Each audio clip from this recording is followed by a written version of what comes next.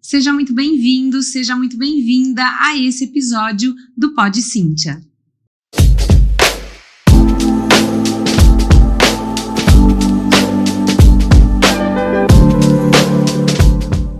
Esse é um canal dedicado a donos e donas de escola de música e empreendedores da educação musical que querem expandir os seus negócios. E hoje eu estou muito feliz, realizada com essa entrevista com uma compositora, poetisa, professora, musicista e educadora, exatamente. Tudo isso ela é e pessoalmente ela vai trazer a riqueza de vocabulário e ensinamento para nós, que é a Elvira Drummond. Elvira, muito obrigada de estar aqui hoje nesse episódio e eu estou muito feliz de estar em Fortaleza gravando com você. Obrigada pelo aceite do convite. Imagina. Olha, você bem sabe, né, Cíntia, o carinho que eu tenho por você. Nossa amizade virtual de anos, e que de vez em quando a gente tem a felicidade de se abraçar pessoalmente. E isso é um privilégio, quando a gente quer bem à distância, e de vez em quando tem esses oásis do tempo que permite que a gente se veja e se abrace presencialmente, né? Há pouco tempo estivemos juntas em São Paulo. Sim. E agora juntas em Fortaleza. Privilégio. Nossa, né? E você sabe que a primeira vez que eu te encontrei, eu tinha uns 20 anos, e foi em São Paulo, numa oficina que teve de uma escola de música, e nessa oficina haviam vários temas, várias palestras, e você fez um deles. E eu estive lá eram sobre jogos musicais, como usar jogos em sala de aula. Nessa época eu ainda era CLT, estava em sala de aula, mas fiz e aquilo ficou e eu usei muitos seus materiais, você sabe disso, né? Sim. E nas minhas aulas, tanto em escola regular, quanto depois na minha escola de música. E com certeza esse aprendizado eu trago hoje no meu trabalho como mentora. Mas eu quero falar um pouquinho da Elvira antes da gente entrar já no assunto, né, dos seus métodos, do seu trabalho como autora, saber da Elvira lá atrás de criança, como começou, como foi introduzido a música em você? Era da família? Tinham músicos na família? Ou você se interessou? Como que seus pais colocaram você para fazer aula? Me conte um pouquinho, como que foi isso? Se não foi na infância, se foi depois, conte um pouquinho como foi. Olha, eu não consigo lembrar da minha infância sem o piano. As minhas lembranças mais remotas trazem o piano. E tem um episódio em especial que marcou muito minha vida, porque a partir dele eu tive regalias, né? Então, na ocasião, eu ainda não tinha 4 anos, eu tinha 3 e alguma coisa. E na nossa família tinha um café noturno, um café mais tarde, tipo 9 da noite, 21 horas. Desse café eu não participava porque eu era pequena, jantávamos cedo, meu pai costumava contar histórias e cantar para mim antes de dormir. E de modo que nessa noite, aliás, eu acordei com o vizinho, escutando uma música no volume alto. Eu acordei com a música e aí fui até a sala onde estava todo mundo no momento, cafezinho, né? E disse para o meu pai que eu queria tocar. O piano foi comprado para minha irmã. E na época era passada a chave, porque piano não era brinquedo. O piano era um instrumento caro, comprado para minha irmã mais velha, 8 anos mais velha que eu. E de modo que eu tinha hábito de ir ao piano sempre com meu pai, que me colocava no colo, pegava na mão e direcionava, tocava comigo melodias do folclore, direcionando a minha mão, né? Ele próprio segurando. E nessa noite eu cheguei na sala e disse: papai, eu quero tocar. Aí ele atendeu prontamente, me levou, abriu o piano, e quando ele ia sentar e me colocar no colo, eu disse: não, pai, mas eu quero tocar só. Ele riu, me sentou e me deixou sozinha. E segundo o que eu mais ou menos me lembro, eu toquei sozinha a primeira parte da canção que o vizinho estava ouvindo. Velho Realejo de Silvio Caldas. Nunca esqueci, Sim. porque isso foi tão comentado entre a família, né? Então, segundo meu pai, mas o que eu me lembro de cenas, e o que eu sei é muito mais pela narrativa. Minha memória é por empréstimo, pela narrativa dos meus pais, repassando a história para a família, para minha avó, para os tios, para os amigos, né? E claro, eu lembro de ter tocado, mas detalhes não, né? O que aconteceu é que depois disso, meu pai ficou realmente surpreso, porque era a primeira vez que eu de fato tocava sozinha, de ouvido, errando pouco, segundo eles. Quando errava, achava a nota em seguida, e com isso eu ganhei minha carta de alforria. Ou seja, o piano foi retirada a chave do piano, o piano passou a ser aberto e eu conquistei o direito de tocar a hora que quisesse. A ressalva era apenas: lava as mãos antes de vir para o piano. Morávamos numa casa com quintal, com gato, com cachorro, com preá, com tudo que eu tinha direito de bicho. Vivia toda lambida de cachorro, né? As mãos imundas de quintal, de areia. Então, a única regra era lavar as mãos. E com isso conquistei a minha carta de alforria para o piano. Por isso essa cena ficou gravada e me marcou tanto. E aproveitando para dizer que meu pai, que costumava contar histórias e cantar, ele foi o meu alicerce, o alicerce para tudo o que eu me transformei. Perdi o pai muito cedo, com 10 anos, mas ele fez em 10 anos o que eu acho que tem pais que a vida inteira não fazem. E eu posso dizer que eu escolhi como profissão, né? Eu abracei a área de música e a área de literatura, né? Então, eu digo que transformei o vício em ofício e o prazer em dever. Porque as duas áreas, as minhas duas fontes de prazer na infância, que era tocar e ouvir história, viraram profissão, né? Que lindo. E depois você foi estudar, fez educação formal, estudou piano em conservatório. Como foi até você se constituir musicista como profissão? Isso. Então, eu continuei, passei a ter aulas no conservatório, a princípio aulas particulares, porque naquela ocasião o conservatório não aceitava crianças tão pequenas. Então eu tive uma professora particular que aceitou dar aula, né? E logo em seguida passei para o conservatório, onde me formei e lá virei professora também, né? Em se tratando de música. E depois eu fiz o mestrado em literatura e conciliei aquilo que sempre esteve comigo, que foi essa presença articulada da música com a literatura.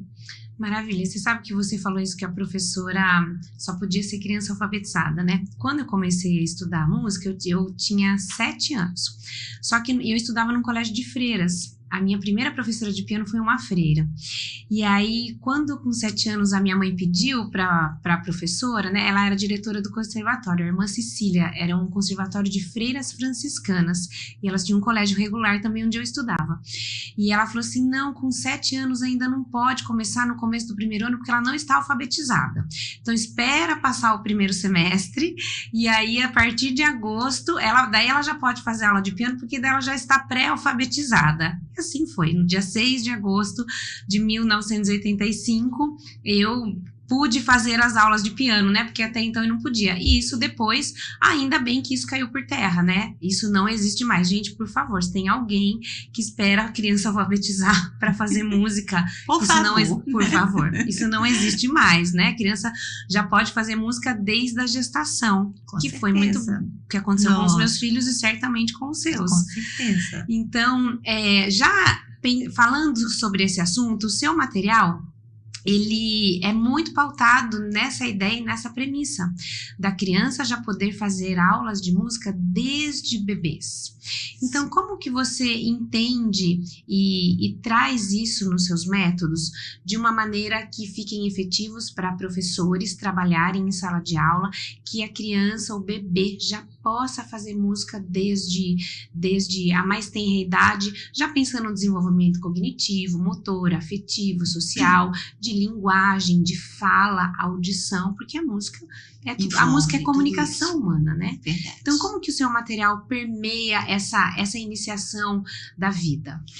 Então, na verdade, música é um pacote completo, né?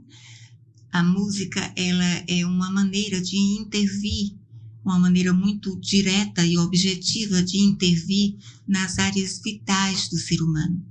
Ela intervém na área emocional, na área cognitiva, na área social. E a gente podia aqui esboçar uma espécie de equação matemática, para ser bem objetiva. Música implica emoção, que implica em movimento. Movimento esse que nos remete à reflexão e à ação. E é muito fácil entender isso, porque essa percepção da música que envolve as três áreas, emocional, cognitiva e social, ela é canalizada através da emoção. Se a gente parar para entender etimologicamente o significado da palavra emoção, ela vem do latim, significa o prefixo mais movere, do verbo mover. É um prefixo que alude ao intimismo, ao eu. Então, emoção, na verdade, mover, é trazer de fora para dentro, né? Emoção é trazer, mover o que está fora para dentro de mim, porque o prefixo alude ao intimismo. Então, emoção é isso. E a emoção é que canaliza todas as demais formas de percepção, a cognitiva, a motora e a social, né? A emoção faz esse acerto. E é por isso mesmo que desde a mais tenra idade, já que é a emoção o nosso primeiro efetivo canal, desde a mais tenra idade, você traz o bebê para a música. Porque ele começa vivendo a emoção. Depois, ele vai trazendo as camadas, vai fazendo as etapas de desdobramentos dessa emoção, né?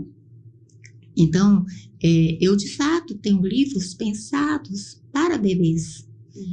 O Efeito Domidol, por exemplo, foi um livro que só foi editado, ele só saiu da gaveta com meus filhos já na faculdade, entrando no curso de música. E a maioria das canções foram feitas para Tom e para Bia, meus filhos, quando eram bebezinhos, né, como forma de brincar, interagir, brincando com a canção. Isso ficou na gaveta porque naquela ocasião não me pareceu pertinente uma publicação. Eu não via público para isso. Então, depois as escolas começaram a procurar material de música para trabalhar com faixas etárias cada vez menores. E foi quando, de fato, esse material saiu da gaveta e passou a ser editado. E tem algo que a gente estava falando aqui nos bastidores, a gente estava conversando um pouquinho nos bastidores, e tudo que a gente conversa com a Elvira, ela já começa a desenvolver. Eu falei, Elvira, espera um pouquinho para você falar isso no ar, porque tudo isso aqui é tema importante para nós. E você disse que os seus livros, antes de você realmente lançar e colocar no mercado, você testa eles em algumas escolas de música, em parceiros que você coloca realmente para testar. Eu acho que muitos você testou nos seus filhos e alguns você tem testado em algumas escolas, enfim. Conta como que você faz esse teste mesmo, né? Essa validação do material. Sim. Então, primeiro eu preciso dizer que eu tenho 2 grandes pilares no meu trabalho. Alunos e filhos. E são pilares únicos. Um não pode dispensar o outro. Eu diria que um complementa o outro. Vou dar exemplos para ficar mais claro, né? Então, vamos elucidar aqui com os exemplos. Digamos que eu acabei de compor uma canção e eu quero ver como essa canção vai funcionar com crianças de 6 anos de idade. Eu tenho uma turminha no conservatório de crianças entre 6 e 7 anos. Eu vou levar essa canção. Eu vou trabalhar com esse grupo de crianças, em torno de umas 20 mais ou menos, e eu vou ter a oportunidade de observar como cada uma dessas 20 crianças interage com a mesma canção. Ou seja, na minha casa, com meus filhos, eu não teria esse público maior para teste. Porque uma coisa é meu filho gostar daquela canção, mas ele é uma criança. Eu quero saber como um grupo, como 20 crianças da mesma faixa etária respondem aquele estímulo sonoro. E para que isso possa ir contando como uma pesquisa minha. Então, os alunos me deram fatias de conhecimento únicas. Somente eles poderiam dar. Em contrapartida, meus filhos me deram fatias absolutamente únicas, singulares, sabe? Exclusivas. Um exemplo. Minha filha Bia escolheu o violino como instrumento para a formação acadêmica, mas ela sempre também foi encantada com o piano e ela, digamos que trabalhou comigo particularmente, né, em aulas só particulares, eu e ela trabalhou o piano até um nível médio. E com isso, digamos, ela saía da aula de piano, estava ali tocando pecinhas de bar, de repente ia tomar banho e lavar o cabelo. E enquanto estava lavando o cabelo, estava cantarolando o bar. Às vezes cantarolando a segunda voz, a voz da mão esquerda.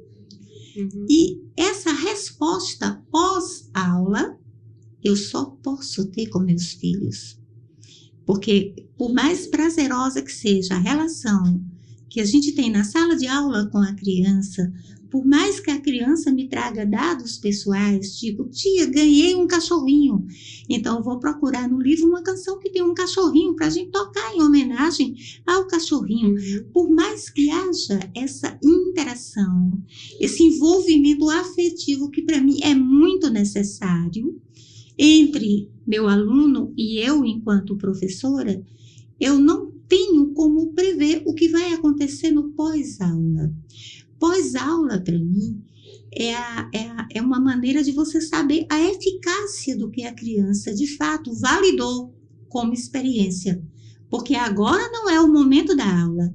Ela agora está fora, ela está usando o tempo livre dela e a aula continua a reverberar em forma de lazer, em forma de prazer.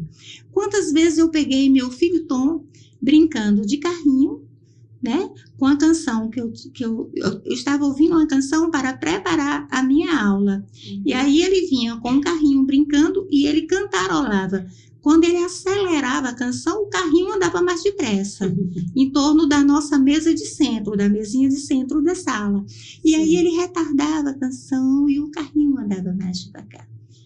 Isso é uma atividade livre pós algo que aconteceu. A música, ela ativa uma percepção humana que é a criatividade, que ela pode ser também ativada por outros meios, mas eu acho que a música, ela tem algo em especial que faz isso. Você concorda comigo que a música desperta isso e essa criatividade fica mais aflorada? Eu percebo isso na minha filha também, na Bia, como você está falando.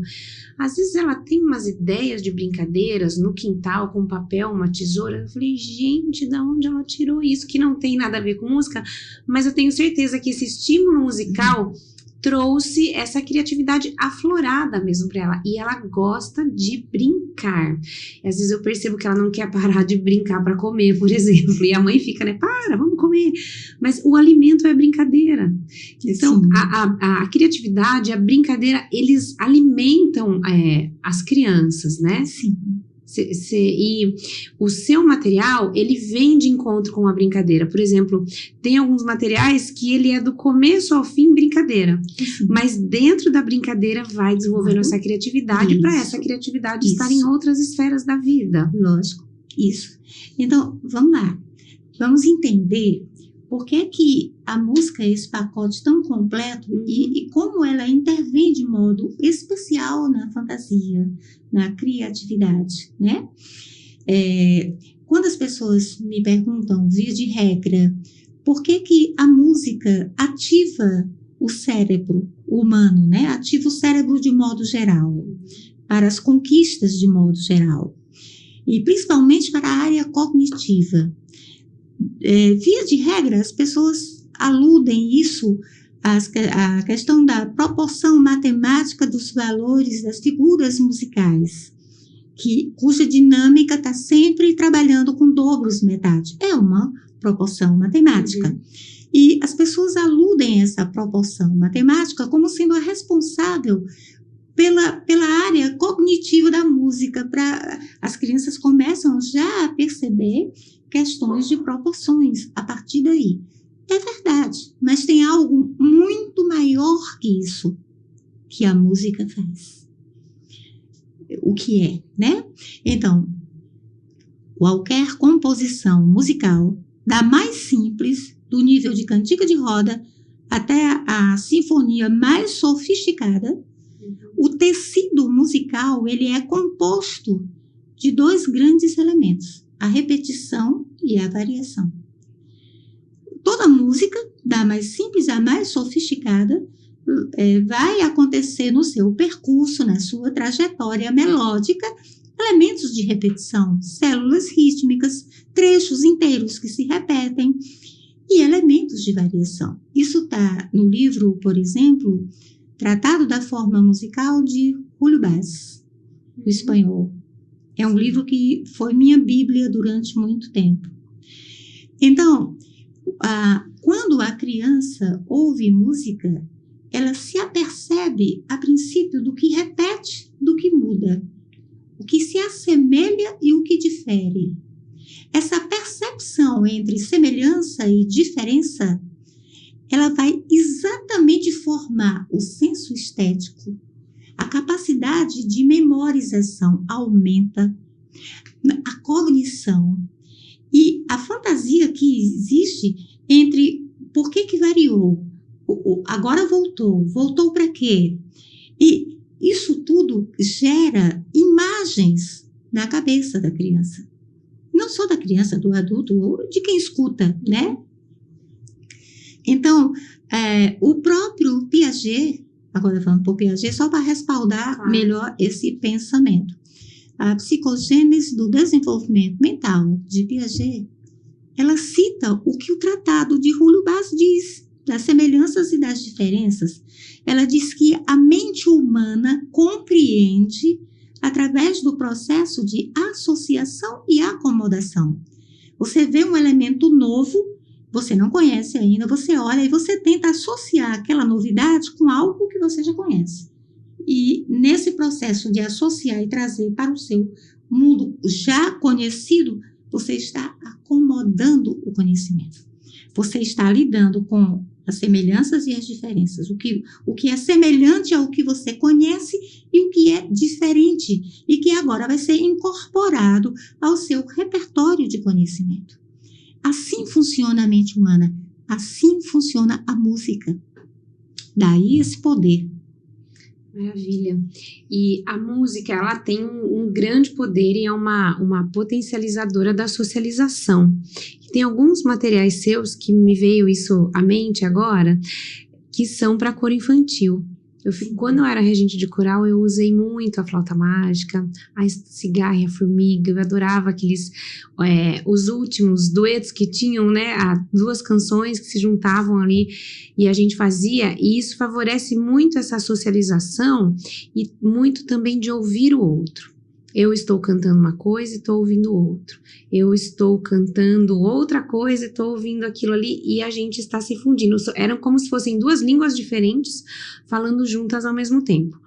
isso está muito presente no seu material em relação ao piano também. Piano a 4 mãos, piano a 6 mãos, que tem ali repertórios para trabalhar em sala de aula, porque eu percebo que muitos professores de piano, professores de instrumento, você tem material para flauta também, para musicalização, eles seguem um método que tem algumas músicas, mas que às vezes não pensam outras peças de repertório que pode incluir para deixar aquilo mais sedimentado mesmo, para não sedimentar aquilo, né? Como você vai aprender uma nova linguagem, uma nova língua, vai aprender inglês. Então, você aprende o vocabulário, mas depois você tem que contextualizar isso numa obra. E você traz esses elementos que a gente consegue, eu, enquanto professora em sala de aula, me apropriava muito disso para sedimentar. Quando você vai compor esses materiais, você pensa nisso também, de trazer eles e sedimentar o conhecimento, por exemplo, com um repertório diferente, com uma canção diferente, tanto para grupo quanto para coral, para flauta, ou para piano, para musicalização. Você vai pensando, porque você foi professora há muito tempo em sala de aula. Então, essa base te traz repertório de vivência para você apropriar isso. Faz sentido isso que eu tô falando? E você vai trazendo essa sua vivência quando você vai compondo? Sim, claro. E assim, acho que o professor que teve o privilégio de trabalhar não só o instrumento, mas a música enquanto linguagem musical, ele tem um repertório diferenciado. Porque o que eu sempre fiz com o instrumento, escrevi um trabalho para piano, escrevi um trabalho para flauta, escrevi um trabalho para violino. Eu nunca penso no instrumentista. Claro, se o livro é para piano, eu estou pensando nos aspectos técnicos, de como acomodar a mão, com tudo aquilo que o piano exige e que cada instrumento vai ter uma exigência muito própria e particular, específica de cada instrumento. Claro que isso é levado em conta, mas o que eu sempre penso é que antes do instrumentista existe o músico. Eu quero formar o pianista, mas eu quero formar antes do pianista um músico. Se de repente ele quiser migrar do piano para a flauta, para o violino, para o balacobaco, o que seja, ele continua sendo um músico. E a bagagem dele é carregada junto. É tanto que meus filhos, por exemplo, né, Tom escolheu o violoncelo como um instrumento de formação acadêmica, mas ele toca violão. Ele também toca um pouco de piano, embora quase nunca use, né? Porque ele acabou se encontrando muito com o violão, o trabalho de composição dele, no estilo MPB, então ele se acompanha com o violão, mas ele toca mais de um instrumento. E se colocarem um instrumento na mão deles, eles vão ter curiosidade de saber como tocar, daqui a pouco eles estão brincando com o instrumento. Porque o instrumento é como o próprio, é a etimologia do nome. O instrumento é somente o meio de expressar a música que está dentro de você. Então, não interessa se eu estou escrevendo para flauta, para piano, para violino. Estou pensando, sim, nas questões de natureza específica do instrumento. Mas antes disso, eu estou pensando no músico. Quando você fala no musical, aproveitando aqui para dizer que uma das coisas mais importantes, eu já falei muito na questão da emoção, que a emoção canaliza o trabalho, o pacote educação musical é canalizado via emoção. E os musicais, eles possibilitam isso, ele tem algo de muito especial. Por quê? Ele lida com a canção dentro do contexto de uma história. Então, não adianta você estar trabalhando com coro infantil e nós vamos cantar uma canção mais nostálgica, que fala na saudade e tal. Muitas vezes não adianta você dizer simplesmente para a criança, é para cantar isso triste, é para cantar desse jeito ou daquele. Porque se ela não contextualizar essa tristeza, ela não fica triste. E na história isso faz mais sentido. Na história, eles mergulham na história. Eles passam a ser personagens. né? Eu tenho uma lembrança muito interessante, que nem era exatamente uma situação de um musical. Era uma canção da Carmen Médici Rocha, que é uma das maiores educadoras do Brasil. Aprendi muito com Carminha, além de uma pessoa extremamente generosa. As minhas primeiras publicações em São Paulo, pela editora Record, foi Carminha que me deu a carta de recomendação, né? Então, eu devo muito a Carminha e, além de, admirar demais o trabalho dela. Então, nessa ocasião, eu era professora de musicalização de crianças pequeninas e estávamos cantando uma canção da Carminha, que era Os Três Porquinhos. E a sala tinha uma média de 20 e 25 crianças na ocasião. E aí, a gente resolveu dramatizar a canção. Então, tinha uma que estava vestida de macacãozinho azul, deitou no chão e era um riacho. Umas decidiram ser árvore. Aí tinha árvore assim, que, lógico, os braços eram os galhos, né? Então, tinha árvore de tudo que era jeito. E tinha, umas se encolheram para ser pedra, porque estávamos no meio da floresta. E, de repente, o nosso lobo mau era bem gordinho. Estava mais para porquinho do que para lobo. Mas ele era nosso lobo mau. E a canção era uma canção linda. Eu não tenho nem como cantar agora, até porque a minha voz não está ainda normal, de São Paulo. Sim. E então, o lobo saía, tinha os três porquinhos eram os personagens que iam correr na sala, e o lobo, e o resto era cenário. E o lobo correndo pisou no pé de uma menininha que era árvore. Então, essa menina de prontidão olha para mim e diz assim: tia, o lobo pisou na minha raiz. Ou seja, o lobo não pisou na árvore, não pisou na menina, no pé da menina, pisou na raiz. Porque a essa altura, ela não era uma menina, ela era uma árvore. Sim. E o pé era a raiz. Sim. Eu estou citando isso como exemplo para mostrar como essa experiência que você insere a música no contexto de uma história, como isso é mais genuíno, como é mais verdadeiro. Com certeza. E é o que você falou, né? A criatividade, a criança entra ali ela mergulha, né? No flow, né? Que ela mergulha e ela realmente se sente na história. Maravilha. Exatamente. Você tem uma atuação muito afetiva, tanto como autora, como poetisa, tanto quanto compositora. Faz parte de associações literárias, de música, e que muitas vezes as pessoas confundem, né? Não sabe se você é poetisa ou se você é compositora. Como que você une isso com tanta maestria, né? E consegue realmente andar, porque a sua formação é em literatura também, né? Também. Então, e tudo é comunicação humana. Como que você faz esse trabalho? Ele é mais intuitivo ou não? Há realmente uma certa pesquisa para isso? Ou já está tão intrínseco em você que ele acontece intuitivamente? Olha, então, isso vem desde a minha infância, né? Aquilo que eu comentei, que o que era paixão, né? De repente virou profissão.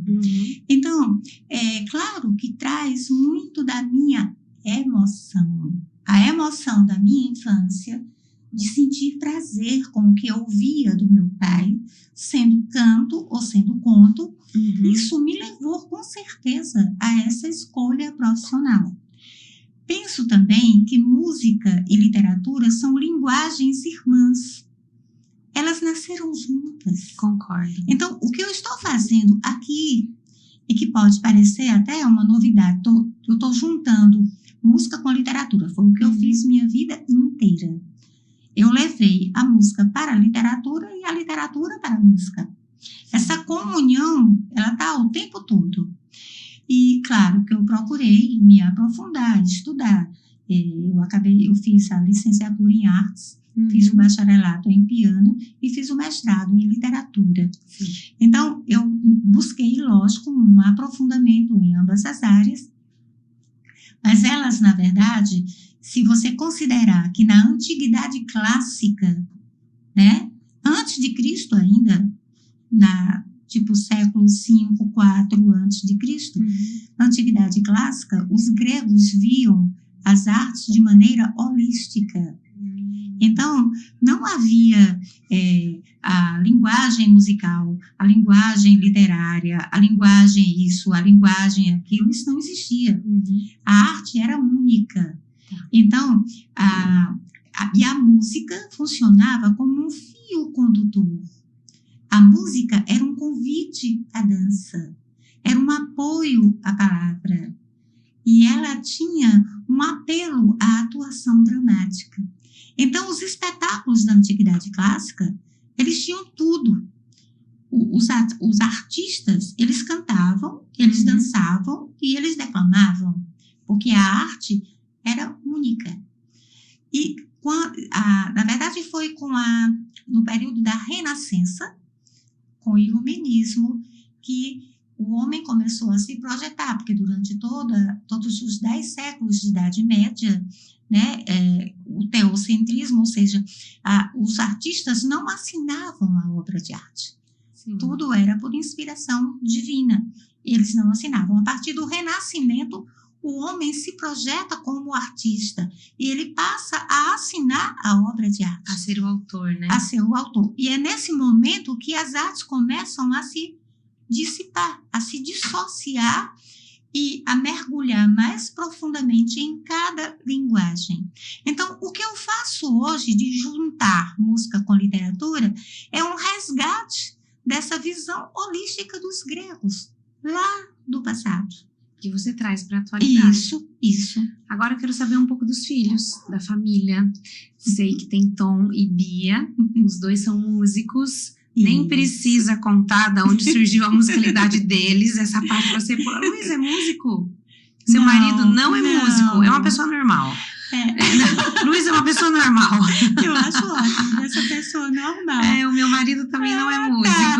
Não, gostei do termo, pessoa normal, porque isso me lembra meu filho Tom, quando estava na fase adolescência, né? Já pensando que profissão ele escolheu. Na verdade, um pouco antes, ele tinha entre 11 e 12 anos, que eu acho essa história muito divertida. Então, a gente estava na mesa conversando sobre profissão, e aí perguntamos, né, Tom, filho, você já sabe o que é que você gostaria de fazer? Aí a resposta é ótima, porque ele olhou e disse assim: eu sei o que não gostaria, eu ainda não sei o que gostaria, mas o que não gostaria eu sei. E o que é que você não gostaria, filho? É um ótimo passo, é um ótimo começo saber o que não gostaria. Aí ele disse: eu não gostaria de ter a profissão nem do papai nem da mamãe. Aí eu, e por que, filho? Porque as pessoas normais, foi por isso que você falou em pessoa normal, aí me veio a lembrança. As pessoas normais, mamãe, costumam sair de casa para trabalhar e chegar em casa para descansar. E vocês saem de casa para trabalhar, voltam para casa para trabalhar. Trabalhando. Então, eu não gostaria dessa profissão. Aí foi muito divertido, porque 3 anos depois, quero fazer música. Então tá bom. Então, né? Vai sair de casa trabalhando e vai voltar para casa trabalhando. Vai voltar. Mas assim, sobre essa formação musical dos meus filhos, primeiro é aquilo que eu comentei, né? Que eu sempre pensei na educação musical, não mirando uma profissão. Essa profissão foi escolha deles, né? Aliás, a gente deixou bastante à vontade. Tom, o mais velhinho, inclusive, ele a princípio disse: mãe, eu quero experimentar fazer psicologia. Eu gosto muito de psicologia. Ele chegou a fazer 1 ano e meio de psicologia. Aí disse: mas mãe, eu mudei de ideia. Eu quero fazer música mesmo. É de música que eu gosto, né? E tinha também o fato de ter que sair de casa para fazer música, porque aqui não tinha o que ele queria, né? Trabalhar com cordas, instrumento de orquestra, e ele teria que ir para a Paraíba. E ele disse: eu também não quis logo de imediato fazer música, porque eu não me sentia preparado para morar longe de casa, mas agora eu me sinto. Bia já tinha o apoio do irmão lá fora, então ela já foi mais fácil. dizendo que queria fazer música. E, assim, sempre pensei na educação musical como uma ferramenta para trabalhar esse senso estético que todos nós precisamos e trabalhar o pacote completo que a educação musical nos propicia, que é essa coisa da criatividade, sabe, da destreza, da acuidade, da maneira apurada de você perceber, porque a gente ganha uma percepção mais apurada. Então, a música, para mim, sempre teve esse alvo. Quando escolhe como profissão, maravilha.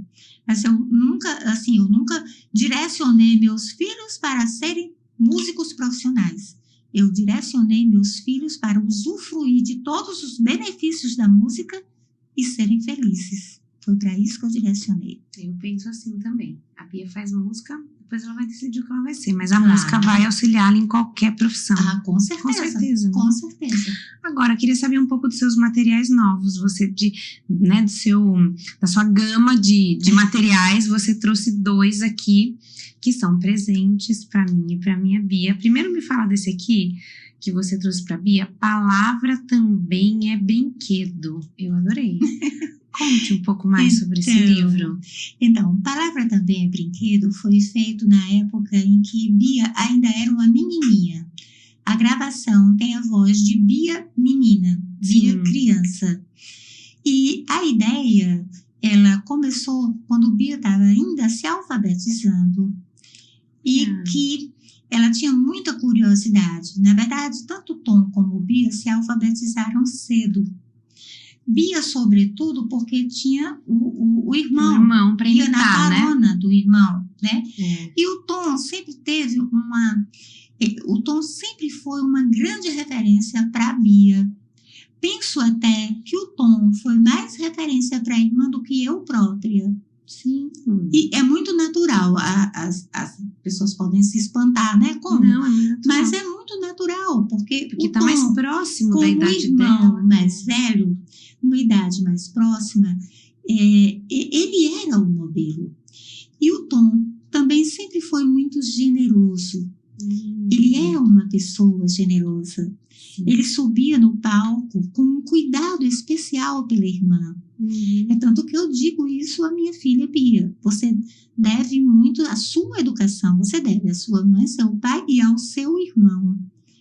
Porque havia essa preocupação do Tom de amparar a irmã. Sabe? Eles eram parceiros no palco. E Bia se alfabetizou com 4 anos. Com 4 anos, Bia sabia ler e escrever. Sim, graças a Tom. Tom, graças a família, o entorno que exatamente. Então, essa brincadeira aí, palavra também é brinquedo, são várias situações da língua portuguesa que são exploradas em forma de canção. Nós gravamos isso quando Bia já era maiorzinha, mas a ideia veio nessa etapa, né?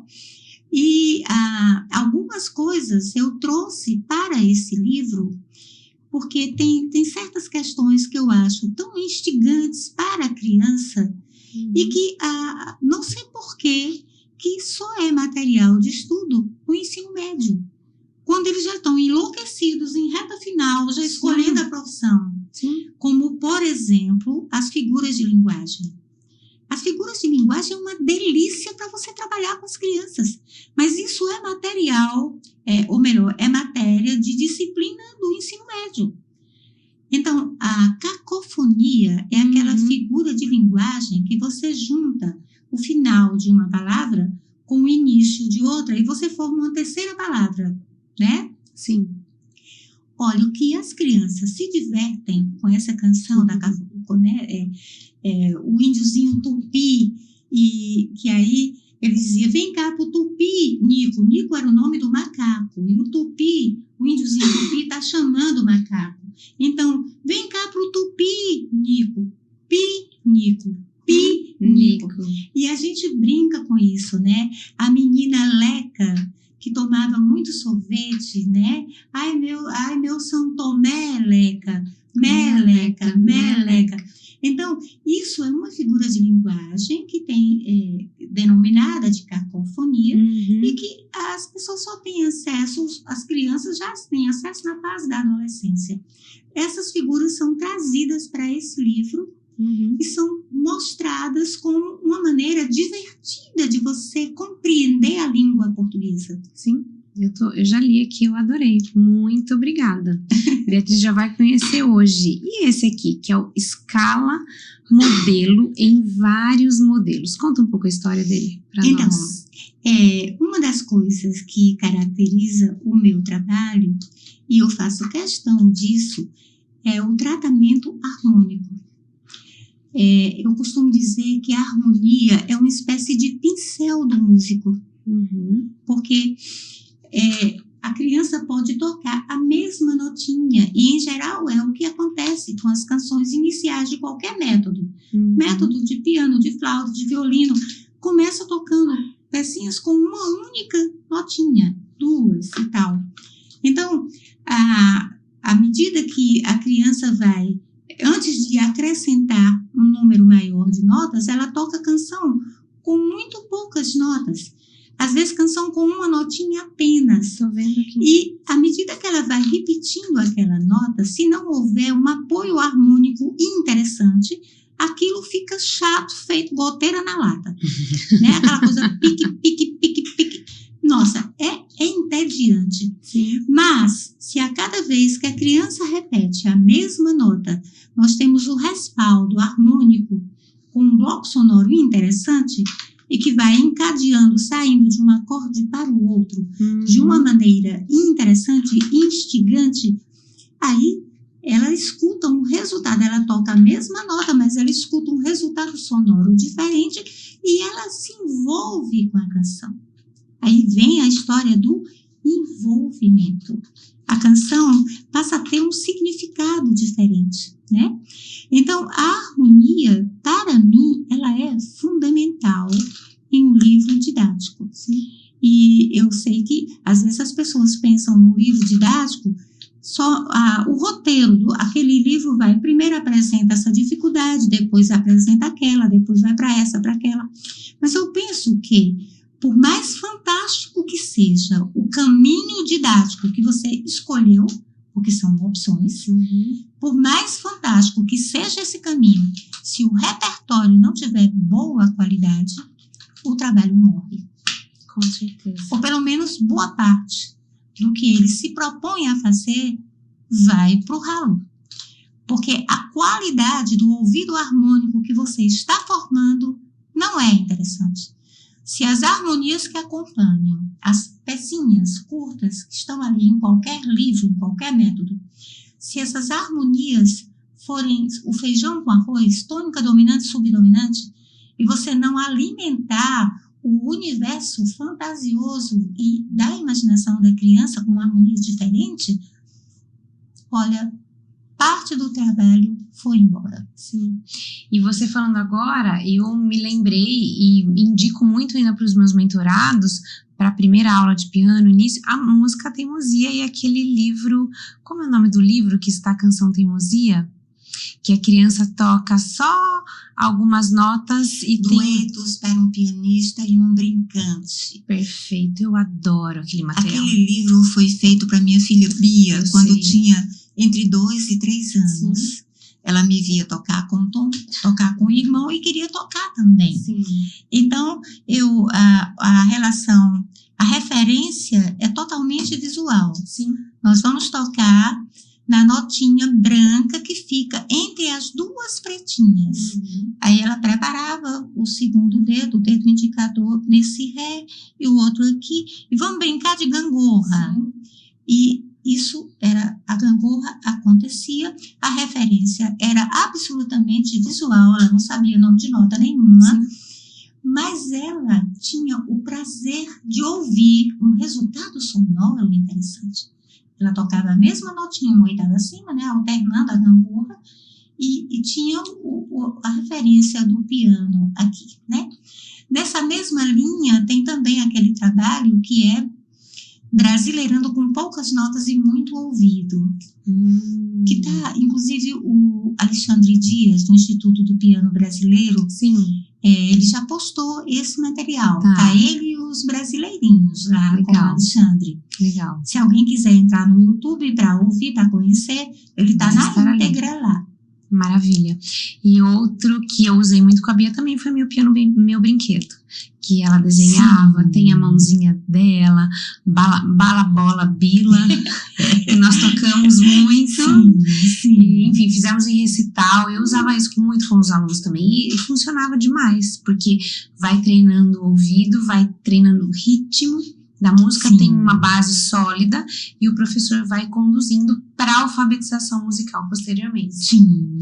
Ai, que delícia, que delícia. Enfim, todo o material da Elvira é uma gama de material, realmente uma biblioteca musical. Se você entrar no site da Elvira Drummond, www.elviradrummond com 2 M's de maria.com.br, você consegue ali contemplar todo o material, ver o que existe. Elvira é extremamente acessível. Elvira, eu tô com dúvida de um material, como que é, como que trabalha, será que ele vai servir para mim, será que não vai? Ela tá sempre ali à disposição pelo direct do Instagram, por e-mail, pelo Facebook, para tirar as dúvidas. Sim. Você conversa muito, né, com os professores de música, donos de escola. Na verdade, assim, eu penso que quando a gente escreve um material, é só o começo.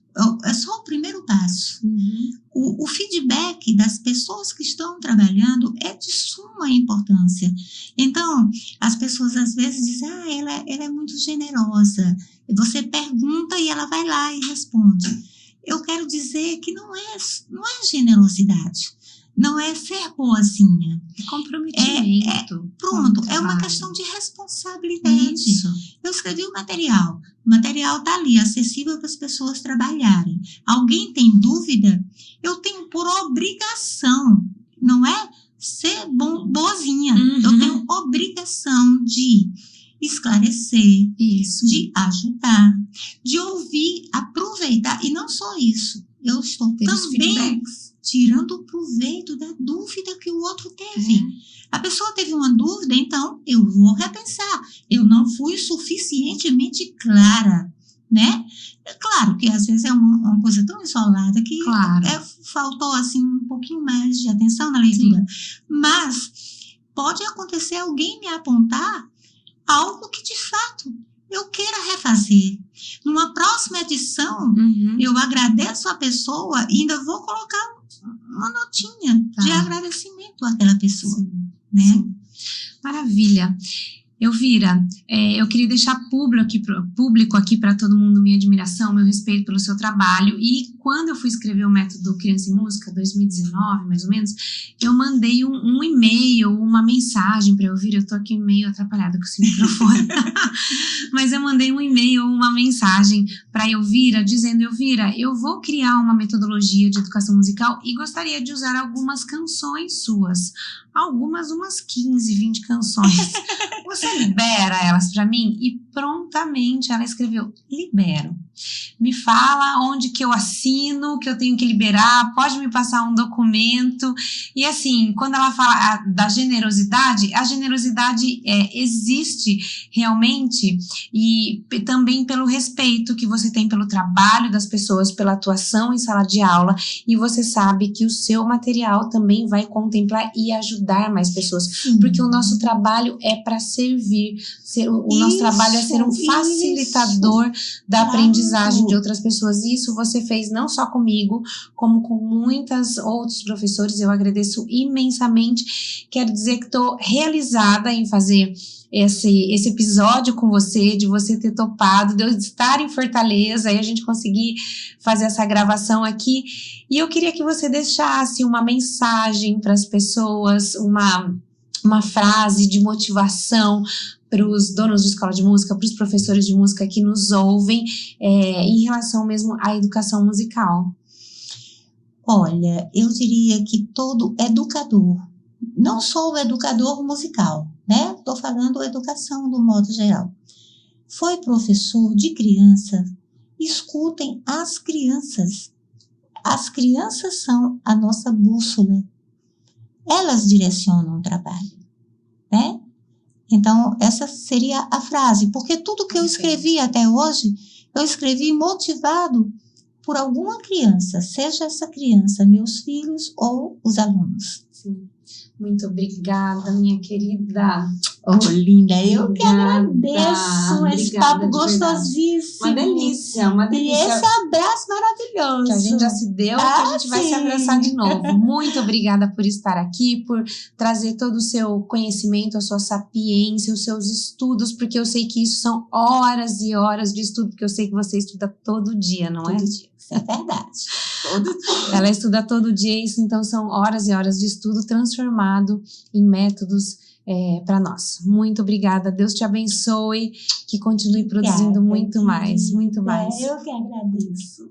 Eu espero que você tenha gostado desse episódio, assim como eu gostei. Estou aqui finalizando em tom de emoção e quero deixar aberto aqui o espaço para, se você quiser conhecer mais o meu trabalho, se você é um dono ou dona de escola de música, saber como realmente ampliar, estruturar, ter uma escola de música robusta, com previsibilidade tanto de metodologia quanto com previsibilidade financeira.